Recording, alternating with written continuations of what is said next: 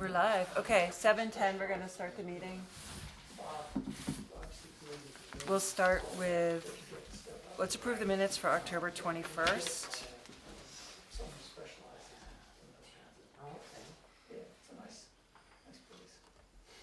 Yeah, I never Okay, was this in was there. the one we had trouble with when we kicked that off.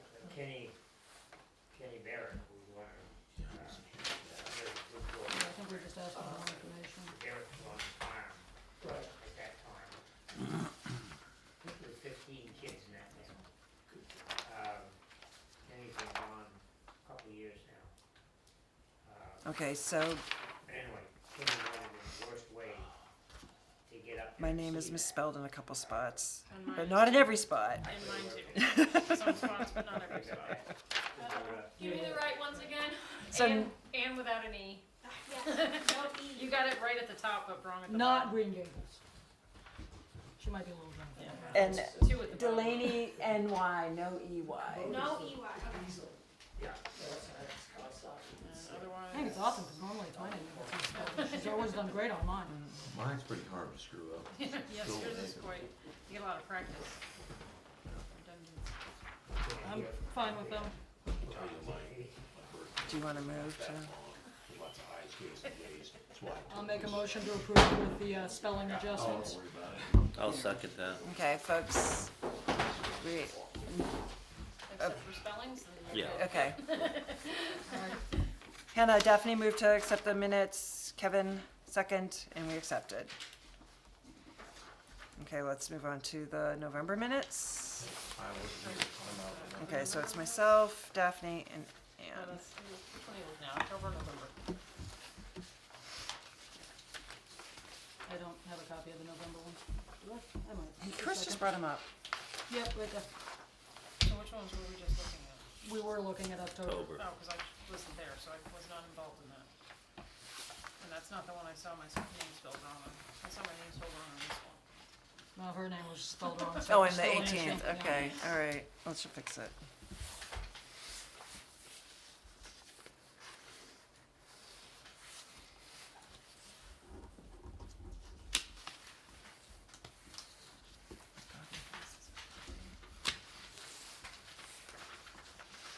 Again, I'll move to accept them with the spelling mistakes fixed. Okay, a second. And everybody, three of us agree. So accept the minutes for November also. Are you guys caught up now? I think so. Yeah. Do we have any modifications to the agenda No December meeting. and citizens' concerns? No citizens No, concerns, Dave? No, I just kind of just satisfy my curiosity. Okay. Sorry, Dave? Tom was asking me if I had any, I just came to see what was going on. Okay. All right, so we're gonna hear the appeal of the decision for the zoning administrator? Before you open the hearing, just for a couple of minutes, there's a situation in town that you kind of need to know about. Right now, I'm operating without a contract, and as far as I know, I've been told I'm operating under instructions to radically cut back my hours.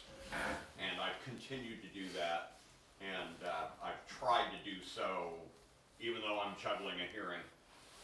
It's my anticipation that, depending on the outcome tonight, you may have 2 hearings to deal with next month. I know you'll have one coming up. We have somebody coming in for an SDR, and it looks like a simple deal. It looks like they're gonna check all the boxes on the checklist and be ready to go. My main concern is they're interviewing on the 27th. I may be replaced by a new appointee. Personally, I feel my professional reputation depends as much on how I hand the baton off as it did, the years previous to that. So if anyone could speak to the select board about actually transitioning, so maybe I can walk the new guy through the files and how we're doing things and what's been up to this point in time, I would didn't see it. appreciate that. But there seems to be a misunderstanding. They thought I was saying that, oh, I want to quit and I want to do. No, what I was telling them was if they decided to go more than 1 day a week, they needed to look at hiring someone else because I can only commit 1 day a week to the town. Up to this point, budgeting more time than 1 day a week hasn't been something I've seen coming out of select board. So it seems to me that it's a moot point at this, you know, whether or not they put somebody on for the second day. But rest assured, as long as I'm allowed to, if I'm replaced, I will hand this off as smoothly as I can. Thank you, because I know there's concerns about computer passwords, etc. And Yeah, all right. I'm not Gib. You know, there aren't gonna be lawsuits, there aren't gonna be, you know, I mean, this is the life of a contractor, and if you guys wanna go a different direction, you know, hey, that's why I'm a contractor. Either side in this relationship, the whole time I've been here, could say 30 days and we're done. So, no hard feelings on my end. And we don't have a say in it. It is a select it's board via the zoning PC. Yeah. So appreciate you bringing that to our concerns, but we you know, we can, I suppose, can. Well, suggest to select board that they do things in a timely manner, which I have already suggested. But as far as that speech, you might bring that to the select board.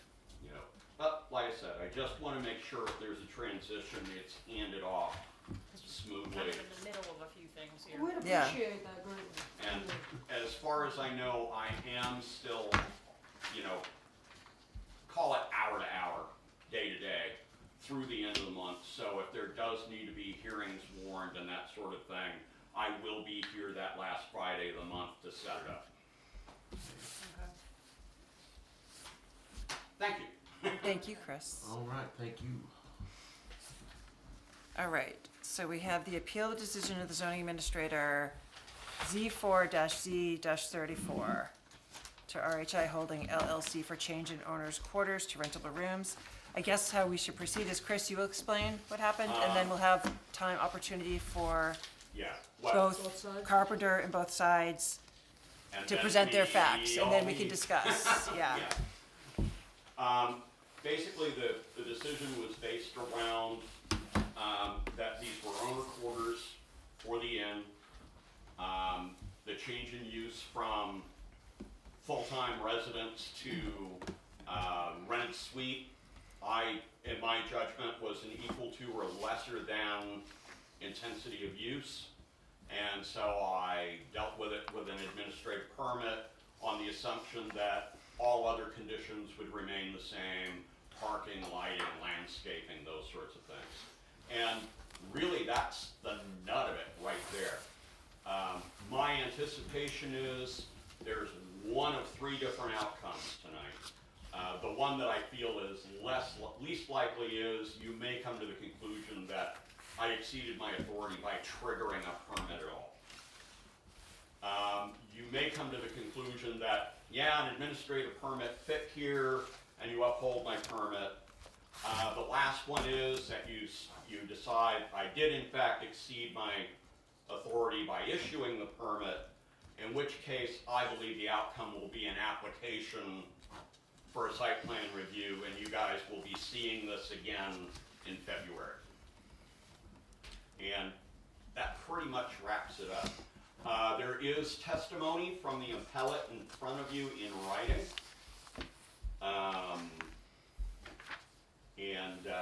I think we've kind of exhausted what I have to say about this. All right. Do you guys have questions for Chris before we go to the next folks? Like, how many parking spaces? Like you said, it would be equal to or lesser than, so what does that mean? Well, what that means is all the conditions remain the same there. What are So the there parking? are 8 parking places on the site, but the landscaping remains the same, the lighting remains the same, the possible occupancy of the building remains the same, which is why I issued the administrative permit. And what is that under the current standing? What's that? What's the limit on the house under current standing? Well, if it's a residence, there's no limit on the occupancy. Okay. But if it's rental, then it's 2 to a bedroom? Yep. And we decided that there's how many bedrooms in each unit then? So 2 in each? No, there's four Four total bedrooms bedrooms, in the okay.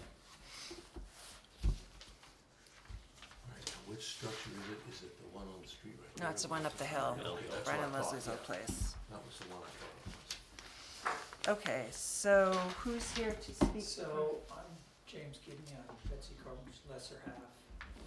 She had medical appointments, so she's down in Washington, but I can't make this. Okay, so, So here, in the nub of our problem, I wouldn't accuse anyone of exceeding their authority, but, is that we think this is, that house has always been a private residence, and it's now moving to a short-term rental, and that triggers 339. You know, if you look at the history of the house, it's always been conveyed by separate deed. It has not always been owned by the owners, and it has never had rentable rooms. So we think that this is actually changing use to short-term rental, and that, you know, as a result, the conditions that the UDB lays out for those need to be followed.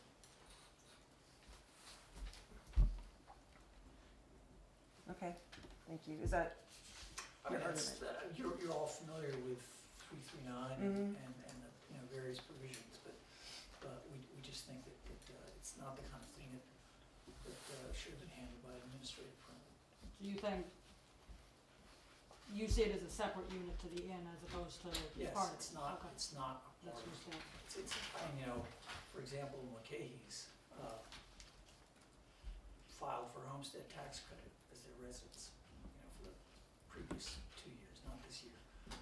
There was a period between the Carrolls and the McGee's when the house was owned by a couple that had nothing to do with the inn. You know, this last transaction where the inn purchased the house after it bought the inn were separate transactions that McKay's continued to live there as their residence. So we don't think that it's the same as, you know, in some ways it's akin to what happened with the inn annex building, which actually at one point was a separate residence until the 60s, I think, and they bought it and turned it into part of the inn. So, and in terms of, you know, whether it's gonna be a equal or lesser than use, you know, I think it's a pretty fair argument to say that if you have a couple living in the house, that's a lot different from 6 or 8 people with their cars going back and forth, you know, up there.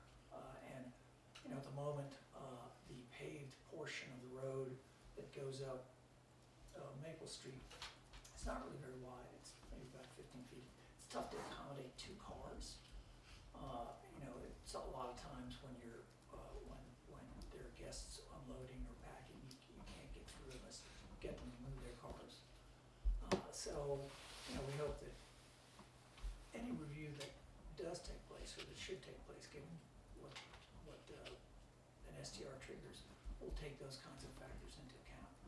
We want the inn to succeed, we don't want to get in the way of their business, but we think that if these things are gonna happen, they ought to follow the rules, and it's the rules that other people who have STRs have to follow, it seems only right.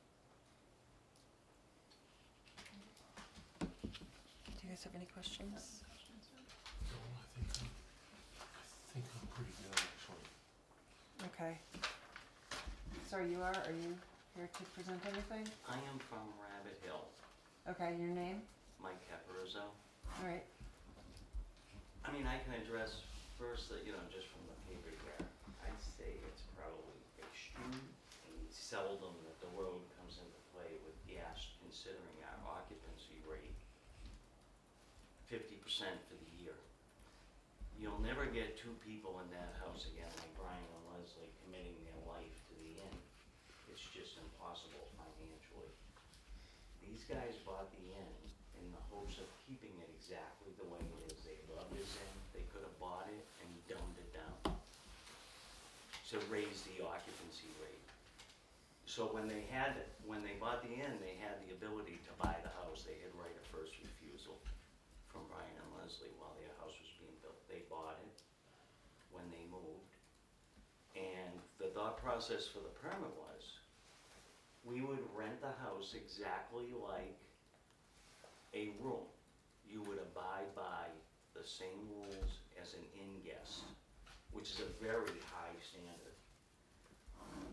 Now, I'm not sure where they stand because I wasn't gonna have them fly in for this at this point. They love the inn, they love the area, they love the town, and they're willing to work with the town. Now, I'm not sure by what you were saying, if you get a permit, by what you're saying, and meet all that criteria, then you can just rent it as an Airbnb, am I correct? You know, if you get an SDR permit, Right, and if that's Yeah. the case, your occupancy rate is gonna be much higher, your clientele is gonna be much lower. But their revenue will probably go up by the rate of occupancy. They wanted it as a nice add-on to the inn. During foliage, you get that incredible view. That's why we cut the trees down like the picture down in the post office lobby. You can see straight to the dam. But I mean, the worry is the septic, it has its own. We just had it paved. He painted it up. I mean, that was the thought process. It's actually listed on our room calendar. It's not gonna be rented as a separate entity. On your room calendar, what is the occupancy listed as? For the inn, No, for that one, how many people well, would we you haven't put even in got that? that far yet, cause we're waiting, but we have it set up for the I mean, it could be 2 couples. Mhm. I'm not even quite sure, they may not even be letting kids up there, because if you're gonna stay at the house and utilize the inn for dinner, breakfast, there will be no kids. No minors, is that what you're saying? Right, no minors. Unless maybe it was, when kids, 15-year-olds come in to go to the academy,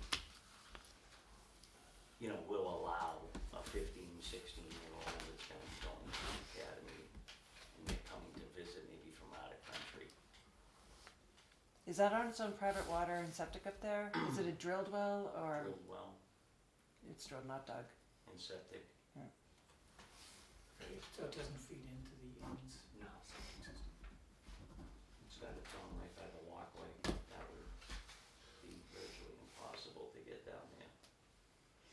I have a question for you. What do you have as far as a super on the premise?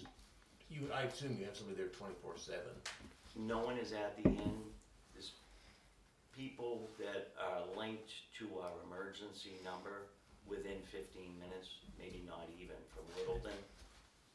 So you do have somebody or a couple of people within 30 Oh minutes? yeah, I'm 25. The rules for an STR, I mean, if you're renting for less than 30 days and there's no one on the premises, We are familiar with the rules for the STR. Do we have any other questions? I'm still thinking, give me just a All minute. right. Could you spell your last name?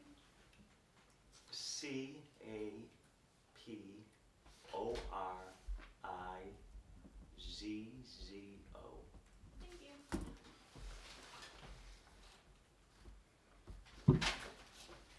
How much do you know about the permit for the inn? there isn't an actual permit for the Okay. inn. It's been here That's too long. Yeah, way back when, nothing town level, I'm sure it's yeah, just nothing estate on rooms town and meal level. kind of There's thing. plenty of state permits. I would rebut that since the management and booking would be through the inn itself, that it does not qualify as an STR. I was just wondering if I there was was a room limit on questioning that. That a almost sounded like a permit threat. for the inn or any of that stuff. I'm It's not an sure STR. on their wastewater, I mean, by there definition, would it's be a not an limit, STR. but Right, but I they're didn't on know a if on separate wastewater. their room and meals Yeah. license or any of that stuff, if there would be a limit. It's not gonna be a separate entity, it's one company. Mm-hmm. way before zoning. But But doesn't I'd be that, interested to know. Our historian tells me the inn opened in 56. I'm not saying we're renting it on the inn's website. In other words, it'll be logged at the inn when it's occupied, so we know who's up there, who's gonna be coming down for breakfast and this and that. So what website are you, Huh? how are you gonna be advertising it? I'm not quite sure if they've even gotten that far yet. this all feels very fuzzy. I was gonna say that might Well, yeah, have cause a, if it's put on Deciding Airbnb, factor. then it is an STR. Well, But if it's rented and That's paid not- for through oh, Rabbit they Hill, like to have it on the website, on the Airbnb website or their own website? their own. They like Okay. to avoid Airbnb altogether. Right, so those are two separate beasts. Some hotels do put their on Airbnb. Okay, I've never seen Well, that, but. yeah, Don't, just Uh, not confused. don't deliberate until you. Yeah, I guess I'm just arguing, Oh. okay. So if you guys don't have We any just further need the questions. information on I, how they plan on tackling it. They would never, I'll give you a little history. These guys that own this inn, especially Barry, who is the majority owner, who's been to, I don't know, a meeting, loves this place, loves this town. He doesn't want it to be an Airbnb, you know what I mean? He loves this high-end thought process with Rabbit Hill, the view, the house. He should be in a few weeks, but, I mean, the idea is not to go Airbnb. If it's Airbnb, then it has no tie to the inn. And it's a separate, yeah, it's a lower, it's a separate entity. But doesn't that also create problems between, for permitted use? I mean, if it's That's a gonna be different part of the permit, hotel, right? then it, We'd have to see how the house is zoned, yeah. Okay, Yeah. we're good, guys? we I got, think we that- got I a full think- Plainfield yeah. here. I mean, we're not against the idea of people living there or I renting, think we got the intentions. but we just think it needs to be done Changes the whole. according to the ADB. It does. Yep, we'll review. Okay, so we've heard everything. One more time for information each, but it sounds like we've heard everything. We've supplied the letters. We'll go to Yeah. executive session. Yeah. Yeah. At Hannah, 7:33. Robin, send me a, Are we all done? Yeah. Great. From here? All right, so we're out of executive session. Move to recess I this. would move to recess this, whatever you wanna call it, 24C-34, to gather more information. And we'll meet at our next scheduled time in February. Yeah. I second that. All? I Aye. motion to adjourn. I'll That's right, second that. move. Favor? Same. Aye. I